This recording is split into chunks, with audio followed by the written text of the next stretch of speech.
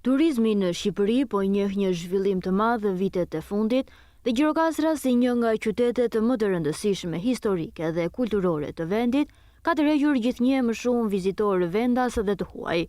Ky interes në rritje ka krijuar mundësi të reja për të rinjt, të cilët kanë nisur të përfshihen në sektorin e turizmit, duke kontribuar në promovimin e trashëgimisë son. Një prej tyre është Ergest Ajdini, një ri gjirokastrit që prej 8 vitesh punon si guid turistike. Me pasionin dhe përkushtimin e tij, ai ka ndihmuar mijëra vizitorë të njohin më mirë bukuritë dhe historinë e Gjirokastrës. Në bisedën që zhvillua me të, Ergesti na tregoi si lindi dëshira për këtë profesion dhe sfidat me të cilat përballet çdo ditë. Unë kam mbi 20 vite që punoj nëpër lokale, nëpër restorante ndryshme. Edhe shumicën e tyre kam dobi me turistë, domethënë nëpër sezone, zakonisht në Sarandë dhe jashtë, në Bregdet. Edhe duke gjithçka nisi pothuajse gjatë vitit 2017-2018. Në atë kohë punoja në sezon, në Kalanën e Kursit, një atraksion shumë i bukur dhe shumë i veçantë për gjithë jugun e Shqipërisë. Edhe aty vinin grupe, grupe polake dhe çeke. Dhe mund të them me plot bindje që polakët kanë qenë ata të parët që futën kulturën e ardhjes në grupe të organizuara me guid në Gjirokastër dhe Sarandë. Edhe aty organizuai një event shumë i bukur që quhej Albania Night. Ishte çdo fundjavë të premte apo të shtunë, mos gaboj. Edhe organizoi me veshje tradicionale shqiptare. Grupi që merrej me organizimin e kësaj ishin shumë të informuar edhe mbi historinë, mbi kulturën, mbi traditën. Edhe unë si thua isha, domethënë punoja kamarrier aty edhe kam parë, kam ndjekur se si organizoi, duke pasur edhe komunikim me turistët, duke hyrë në muhabet, në diskutim, edhe ishte një gjë që kryej rastësisht. Pastaj pasi mbaroi sezoni në Gjirokastër bashkë me Eni Kaçin, me shokun tim dhe familjes që jam rritur. Ai kishte mbaruar shkollën në Vjenë për administrim biznes, edhe duke pirë kafe në pazarin e Gjirokastrës në vitin 2017-2018 nuk ishte shumë fluks turistash. Vinin autobusat e Kësheshi Qerqizi, parkonin edhe neve duke pish kafe shikonim itinerarin që këta ndishtin. Edhe unë nisëm, diskutua njërë ku vjen nga turista, hajti ndjekë. Këta para neve pas u bashkuam grupit. Edhe ndoqëm për disa ditë itinerarin që këta shkonin, në Arqa për pazarit, në Kala, pastaj shkonin dhe këto shtëpit karakteristike dhe tek shtëpia e Skëndullajve, tek shtëpia e Enverit. Pastaj më vonë, duke nisur edhe dita pas ditës, vinin edhe grupe me pak veta, me 4 veta, 5 veta. Neve vazhdonim, dishnim këta nga mbrapa, futesim në muhabet, edhe vërëm bre që kishte edhe gjëra të tjera për të vizituar në Gjirokastër, përveç Kalas, përveç Skëndullit, ishte edhe shtëpia e Zekateve, që është një nga shtëpitë më të bukura, më të veçanta, në llojin e karakteristikën e saj, po edhe në atë çka ajo të ofron kur ti shkon aty që e shikon nga afër. Është ure Ali Pashës në Dunavat. Janë edhe shumë atraksione të tjera. Janë, po të shohësh, është në qarkun e Gjirokastrës, kemi shumë fshatra, kemi shumë manastire, shumë kishe të vjetra, që janë si thesare të fshehura, të zbuluara. Se si ka ndryshuar turizmi vitet e fundit në Gjirokastër? A ke hasur me sfida gjatë gjithë këtyre viteve punë si guid turistike? Sfida po dhe kanë qenë, si thuash, kanë qenë riskje, mund ta quaj edhe risk, sepse ka pasur, siç e përmenda pak më parë, turistë që nuk janë mësuar me ecje në malore. Dhe mund ta mendojnë, domethënë, ecja në malore mund ta mendojnë si një ecje klet normale në vendet ku ata janë. Ata vërtet kanë dëgjuar për Shqipërinë, kanë dëgjuar për malet, kanë dëgjuar për sfidat që për aventurën që mund të hasin në malet e Shqipërisë, por nuk e marrin parasysh rrezikun që mund të kenë bazuar në moshën që kanë. Edhe kjo është ajo që neve duhet të jemi të kujdesshëm, jo vetëm me moshat e tyra, por edhe me moshat e reja, besoj sepse. Si është të punosh si guid turistike në një qytet të trashëgimisë, siç është Gjirokastra? Është shumë e vështirë, është shumë përgjegjësi, sepse ka pasur raste kur turisti që ka pasur më shumë informacion nga ti që e guid. Dhe në këtë moment jo se ngelesh i surprizuar, por që, okej, janë disa gjëra që ai mund të jetë profesor, mund të jetë një letrar që ka lexuar shumë edhe apo një historian që di më shumë për historinë e trashëgimisë kulturore të Gjirokastrës, të jugut të Shqipërisë, por që ti ato gjëra nuk i ke në plan për ti edhe ti, si thua, mëson diçka nga ai turisti dhe kjo është një gjë fantastike sepse nuk është se vjen vetëm për aventurë në Gjirokastër. Vjen edhe shumë njerëz të mësuar, njerëz letrar, njerëz të kulturuar që është kënaqësi sinqerisht të punosh. Edhe besoj Gjirokastra këtë turizëm për. Me kalimin e viteve, Ergesti ka bashkëpunuar me shumë operator turistik, duke e shndërruar këtë profesion në një angazhim të përhershëm dhe të organizuar. Ai synon të krijojë një turizëm më të qëndrueshëm dhe gjithëpërfshirës, duke ofruar guida të personalizuara për të gjithë ata që duan të zbulojnë Gjirokastrën, jo vetëm gjatë sezonit turistik, por 365 ditë të vitit. Nga 2021-2022, deri tani që po flasim, vit pas viti është një boom, me plot kuptimin e fjalës, një boom turistik edhe më vjen mirë sepse ka dhe njerëz që janë të përkushtuar ndaj turizmit, ka dhe njerëz që e bëjnë me dëshirë, me pasion, sepse normalisht një gjë po e bëre me dëshirë, me pasion, ajo që do eci shumë i besoj, është e bashkëpunimi. Ajo që dua të theksoj në këtë pjesë është pjesë e bashkëpunimit mes hoteleve, restoranteve dhe agjensive që operojnë në qytetin e Gjirokastrës dhe më gjithë. Nëse ka një bashkëpunim sa më të mirë, frytet do jenë pa diskutim shumë të mire. Dhe këtë vit ka ndodhur një, si thuash, një gjë shumë e bukur në qytetin e Gjirokastrës, Geni Bineri ka hapur një shoqat që bën pjesë për shoqatën e hotelerisë, edhe këtu janë të përfshirë edhe guida turistike, domethënë po bëhet një punë e tillë që të funksionojë lidhja nëpërmjet hoteleve, restoranteve, bareve, edhe agjensive turistike, domethënë që ideja është një turist mos ta mbajmë sepse vjen në një hotel. Edhe thotë çfarë të bëjmë sot. Në moment ajo vajza që është e hoteli apo ai djali që punon i jep një hartë, një gjë, edhe i thotë që ti duhet të shkosh këtu. Në moment që ai viziton çfarë ka vizituar në Gjirokastër, 4-5 jashtë atraksione, aty nuk i ngjitet gjë tjetër për ditën e nesërme. Edhe kjo është ajo që neve duam të bëjmë, duam që të plotësojmë ditët e qëndrimit të turistit në Gjirokastër, sepse nuk është vetëm një ditë, vetëm nuk mjafton një ditë për të vizituar ti komplet qarkun e Gjirokastër, sepse janë edhe fshatrat si Nivica, kemi zonat e Dropullit që ka manastire të mrekullueshme që neve kemi shkuar dhe kemi ngelur vetë të habitur nga ato perla të natyrës që janë aty. Kemi shumë gjëra të fshehura, siç e thash pak më parë, kemi shumë thesare që janë ngelen për të zbuluar.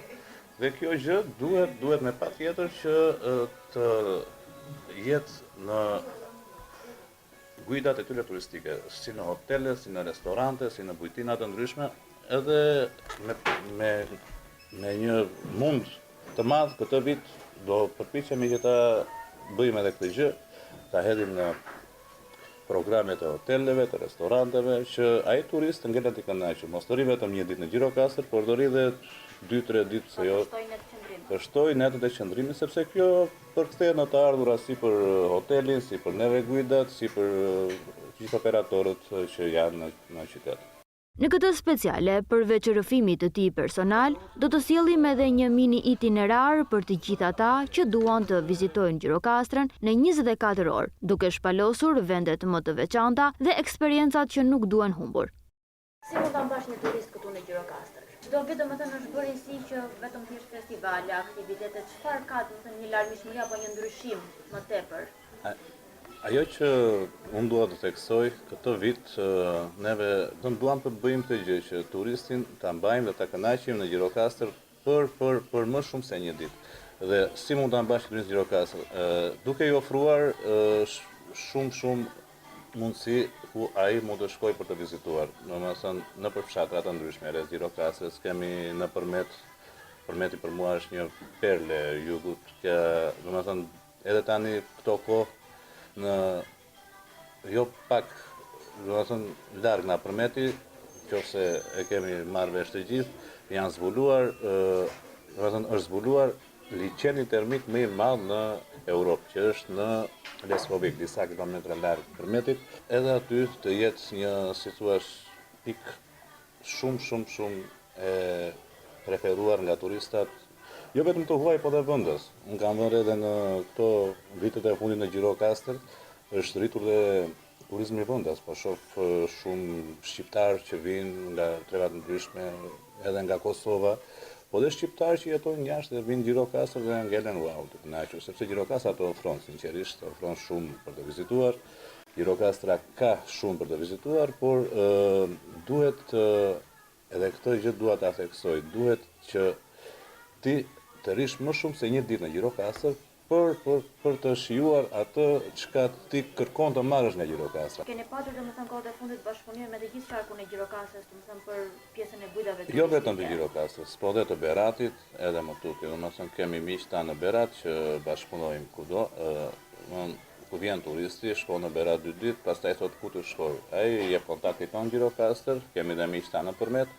Gjithashtu edhe në zonën e Sarandës, në Ksamil, që janë perlat e jugut për të pushuar. Dhe kjo është një gjë që ka nisur këto vitet e fundit, sepse është në interes të përbashkët, të neve që jemi në Gjirokastër, që operojnë këtu, dhe të atyre janë Berat edhe më gjërë. Si thua, është një zinxhir që duhet rritur vit pas viti. Kjo mund ta quaj zinxhiri bashkëpunimit. Është një bashkëpunim frytëdhënës dhe shumë pozitiv, besoj, që do ndikojë në të ardhmen për mirë për turizmin e Gjirokastrës. Sektori i turizmit po kthehet për Shqipërinë në një motor të rëndësishëm ekonomik, ndërsa operatorët të vendas pohojnë se synimi kryesor për turizmin është cilësia e shërbimit dhe standardet që duhet të kenë bizneset për të ofruar turistëve vendas, por dhe të huaj që zgjedhin Gjirokastrën. Të rishas gjatë bisedës që neve po bëjmë bashkë, më vjen ndërmend domethënë si ka ndryshuar me vitet e kaluara dhe tani, cilësia e shërbimit në Gjirokastër, standardet. Po, edhe kjo është një pikë interesante për të shtjelluar, për të diskutuar. Neve kemi pasur gjatë vitit që kaloi, kemi pasur shumë kërkesa, domethënë për punë, për të aktivizuar në guida turistike nga shumë të rinj. Por kjo është një gjë që neve, mund ta bëjmë me shumë kënaqësi, me shumë dëshirë dhe normalisht është në interesin tonë sepse na arrit si thua mundësitë dhe përpjekjet për të pasur sa më shumë turista që t'i aktivizojmë. Por këtu duhet edhe një ndihmë si nga pushteti vendor dhe nga pushteti qendror, lokal, nga qyteti Gjirokastrës, për të, si të thuash, suportuar këta të rinj që kërkojnë edhe duan me shumë qef që të janë pjesë e turizmit, sepse unë njoh dhe shumë të rinj që duan të ikin, duan të largohen, domethënë të ikin komplet nga Gjirokastra të fillojnë jetën diku tjetër. Edhe kjo sigurisht është një gjë shumë e keqe, besoj, sepse këta të rinj janë ata që dashur pa dashur nesër do jenë kryefjala e turizmit edhe jo vetëm. Janë shumë lokale, janë shumë restorante këtu në Gjirokastër që janë hapur dhe që ofrojnë një shërbim shumë cilësor për të përmendur edhe çmimet që janë shumë, domethënë, konkurruese, nuk është se janë as të larta as të ulta, si çmimet e dhomave dhe çmimet e kokteleve apo ku diun nëpër lokale. Por ajo që duhet të ndryshoj është pjesa e menaxhimit, besoj, të lokaleve apo të hoteleve, duhet të paguajnë çik më shumë. Sepse njëri për një apo disa nga shkaqet që ai emigron që ikën është paga, është kushtet e punës. Unë kam jetuar, si thuash, edhe në Tiranë, shpejt, kam jetuar edhe jashtë shtetit, edhe kam ardhur këtu dhe po bëj një diferencë paga shumë të kushteve të punës që ata jashtë kanë aty me kushtet e punës që neve kemi këtu. Normalisht neve jemi në fillim të, si thuash, tani kemi mësuar që të ambientojmë me këtë turizëm, por është ajo që ti nëse do që ta mbash një të ri këtu, ofroj atij një pagë më të mirë, ofroj kushte pune më të mira, që ai të gjejë veten edhe mos të largohet në ky vend kaq i bukur me një pasuri me, si thua, është një thesar Shqipëria, Gjirokastra, që sa më shumë të gërmosh, aq më shumë do ta zbulosh. Çdo kush ka një detyrim në familje, do të shkurt fare muhabeti do të ketë lek xhepi. E kupton? Kjo është ideja që kushtet duhen rregulluar, besoj unë, duhen përmirësuar nga administratorët e bizneseve, edhe që kjo është një mundësi që ta mbaj të rjun këtu, mos ta lejoj që të iki larë, sepse këtu është afër familjes, është afër vendit të tij, afër shoqërisë, kurse jashtë do ndihet pak e diferencuar, besoj unë, edhe nuk do ketë këto përparësi që mund t'i japi vendi i Shqipëria. Deri më tani folëm për standardet që është, domethënë, pjesa e shërbimit, por standardet apo shërbimi që u ofrohet huajve, a kanë ndryshuar vitet e fundit? Po, besoj se janë shumë gujda, domethënë të certifikuara me ato standarde që janë të kërkuara nga këto kompani që japin këto licenca, edhe domethënë këto vitet e fundit njohim shumë dje me vajza të re që kanë nisur punën si gujë në Gjirokastër, qoftë private, qoftë me agjenci, edhe si thua kanë rritur plotësisht standardin e shërbimit tek të huajt. Por nuk mjafton vetëm kjo, duhet edhe dëshirë e madhe edhe për kushtimin që në mënyrë që të ecin sa më mirë këto gjëra, sepse një huaj kur vjen në Gjirokastër apo kudo që të vej, vjen me pushime.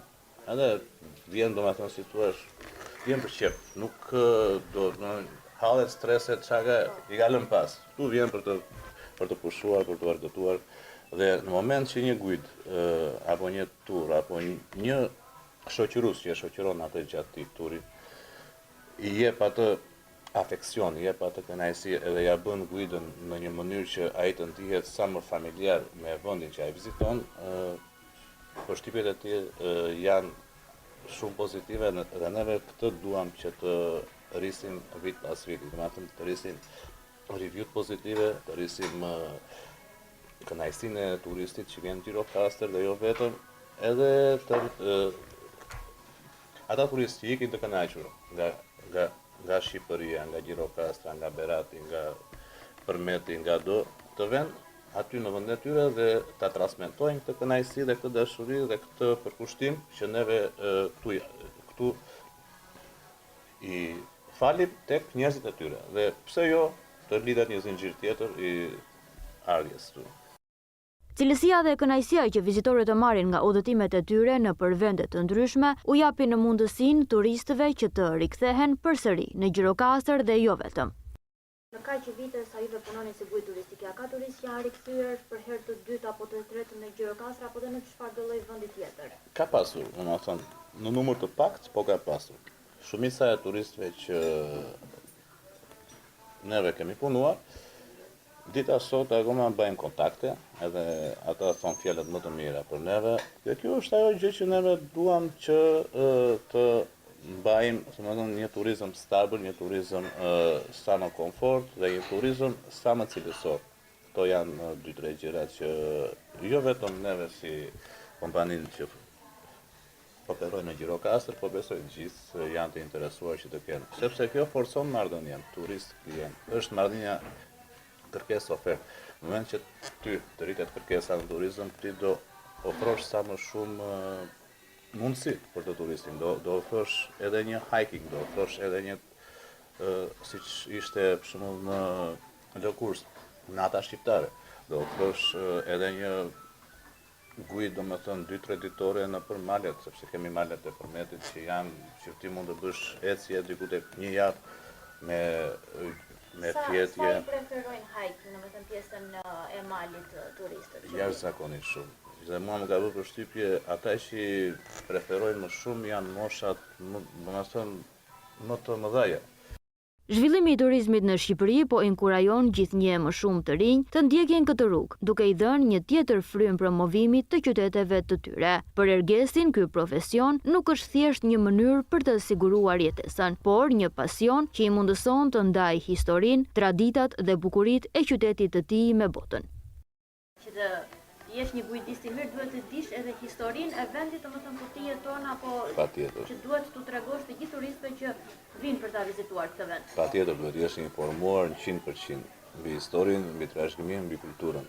Sepse në moment që ti neglizhon qoftë edhe në një informacion të vogël si thua, në atë moment ti ke humbur komplet fillin e guidimit që nga fillimi deri në fund, sepse pothuajse çdo gjë janë të lidhura me njëra tjetrën. Dhe ti nuk mund të thuash çfarë do lloj gjë të viti nga mendja në një guid kur me përsipër që të guidosh një grup apo dhe individ, qoftë grupe, sepse ne kemi pasur dhe grupe shoqërore, çuna, goca, kemi pasur dhe këta që janë më, domethënë me fjalën shqipe, që janë më rehat, që janë burri, gruaja dhe fëmijët që vinë për një vizitë një javore në Shqipëri, vizitojnë Shkodrën, vizitojnë Tiranën, vizitojnë Beratin dhe vinë ta mbyllin në Gjirokastë dhe në plazh. Këta janë domethënë ata që kanë ardhur për pushime dhe si thua kjo gjë që ata bëjnë është një terapi dhe për trupin dhe për trurin.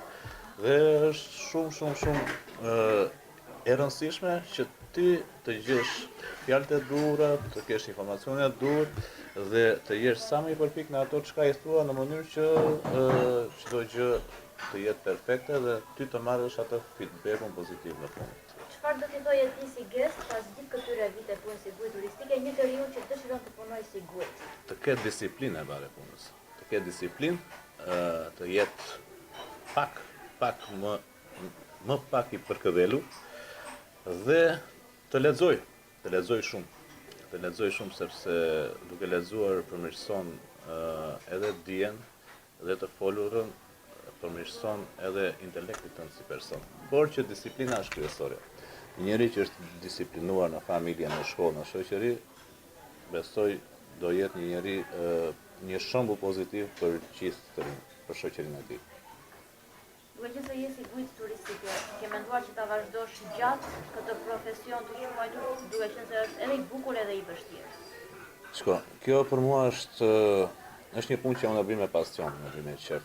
Po në moment që unë nuk shikoj, si thua, dritë në fund të tunelit, atëherë pasioni dhe dëshira, si thua, zbehet disi. Por unë po përpiqem që vit pas viti, duke u nisur edhe në bashkëpunimet me operatorët e ndryshëm, të krijojmë një turizëm kompakt që të zgjasë pothuajse tërvitin. Mos të tërvitin, por të zgjasë 10 muaj në vit, sepse me 4 muaj me plus muaj turizëm që neve punojmë, tani është bërë 6, sepse ka rritur edhe shtator tetor, merr shumë fluks, është shumë pak besoj. Edhe nuk e di. Çdo gjë duhet ja lëm kohës, duhet të shohim se si do vijojë suria e turizmit.